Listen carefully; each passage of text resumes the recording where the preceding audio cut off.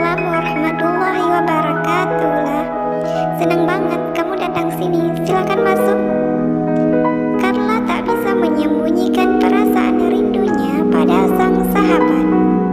Setelah Safa memutuskan untuk berhenti kerja di rumah Jad Salisa Amara sekitar 2 bulan yang lalu, ini kali pertama mereka bertemu kembali. Usai drama peluk-pelukan berakhir, Safa menuntun Carla menuju sofa. 2 gelas es jeruk dan sepiring cemilan menemani temu kangen mereka. Safa, kamu memang wanita paling beruntung di negeri ini. Lihat, rumah kamu sekarang persis seperti rumah impian kita. Aku taunya kamu sudah menikah dari ibu tiri kamu. Tapi nggak tahu jika lelaki yang jadi suami kamu itu ternyata seorang sultan. Wih, kayak sedang mimpi aku Fa. Sejak tadi, sepasang mata Carla memindai dengan rakus setiap sudut ruangan penthouse. Gadis itu tidak bisa menyembunyikan rasa takjubnya. Sedangkan Safa hanya bisa menghela nafas kasar, seolah ia sedang meratapi nasib buruk yang sedang menimpa hidupnya. Kenyataannya, rumah tangga Safa tak seindah yang Carla bayangkan. Meski harus ia akui bahwa ia sangat beruntung karena suami dadakan itu adalah Rian, pria berhati baik dan penuh tanggung jawab. Meski mereka menikah bukan karena cinta, tapi Rian selalu memperlakukannya dengan baik. Beruntung apanya? Kamu hanya tidak tahu saja gimana tidak nyamannya aku berada dalam pernikahan ini. Aku bahkan tidak dianggap ada oleh mertuaku sendiri.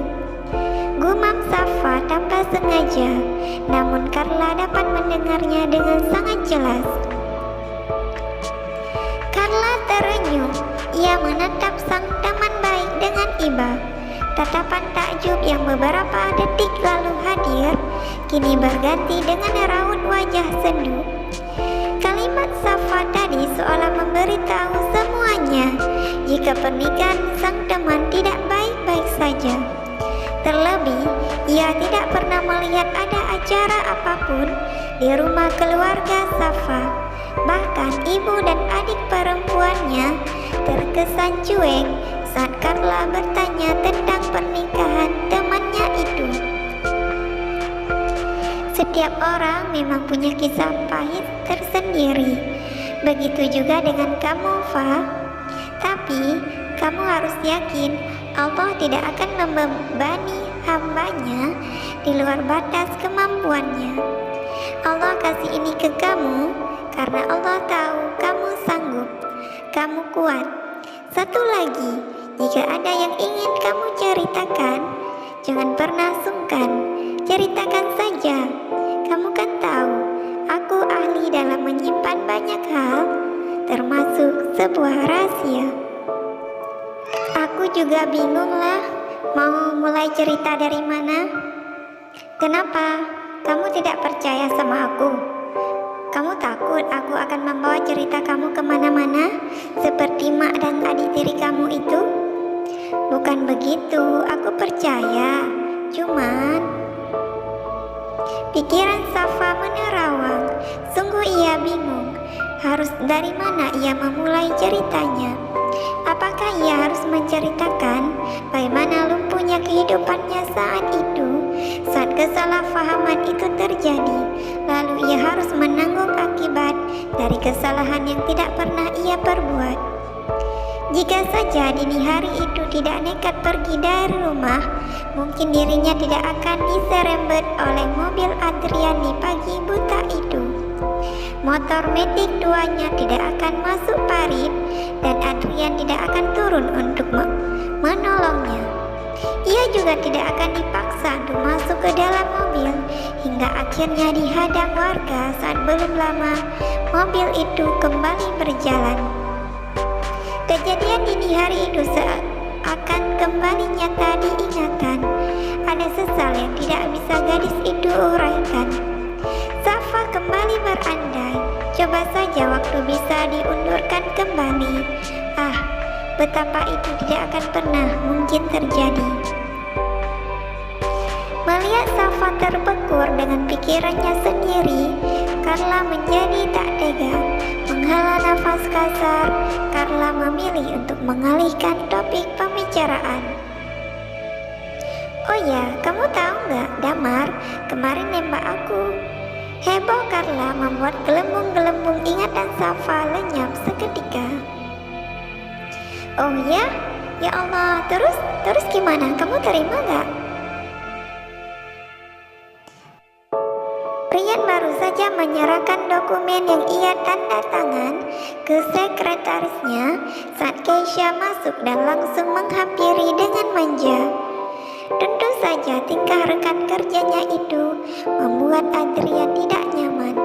Terlebih pria itu sedang bersiap-siap untuk pulang makan siang. Bisa nggak sebelum masuk itu ketuk pintu atau beri salam dulu? Ucap Rian tegas dan dingin. Dih, itu aja pakai acara ngambek. Iya, besok-besok aku akan ketuk dulu sebelum masuk ke dalam ruangan sang maha bos. Puas? Keisha cekikikan di ujung kalimatnya.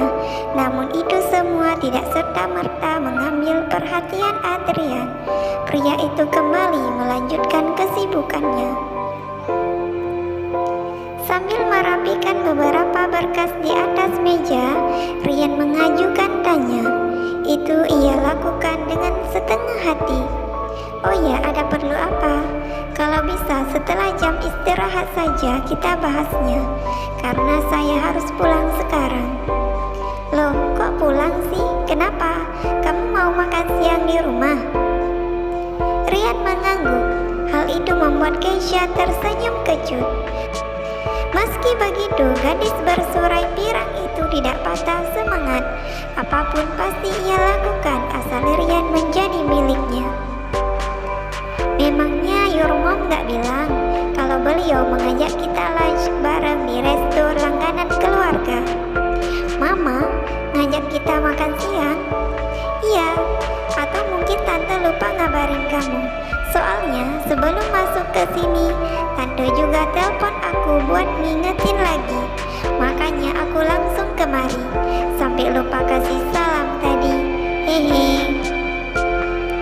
Tanggapan Keisha membuat Rian memicing. Untuk memastikan lekas ia meraih ponsel, menghubungi sang mama. Hal itu membuat Keisha kalang kabut. Untuk menyelamatkan muka, Keisha segera berusaha mencegahnya. Sebaiknya nggak usah, Ri. Soalnya saat ini tante pasti sedang dalam perjalanan. Pasti ia tidak sempat melihat ponselnya. Hehe. Kalau memang kamu nggak bisa ikut, oke, nggak apa-apa. Biar aku aja yang menemani Tante Wati. Rian memindai Keisha yang menurutnya sangat tidak pandai dalam menutupi kebohongan. Pria itu tersenyum sinis juga mengangguk. Detik berlalu, Rian telah keluar meninggalkan ruangannya, meninggalkan Keisha yang terpaku di tempat. Wajar gadis itu mengeram kesal. Lihat aja, aku pasti akan membuat kau bertekuk lutut untuk mengemis cintaku. Tunggu saja tanggal mainnya Adrian, gumam Keisha dengan mata menyala, menahan amarah, lalu melenggang keluar seolah tidak terjadi apapun di ruangan itu.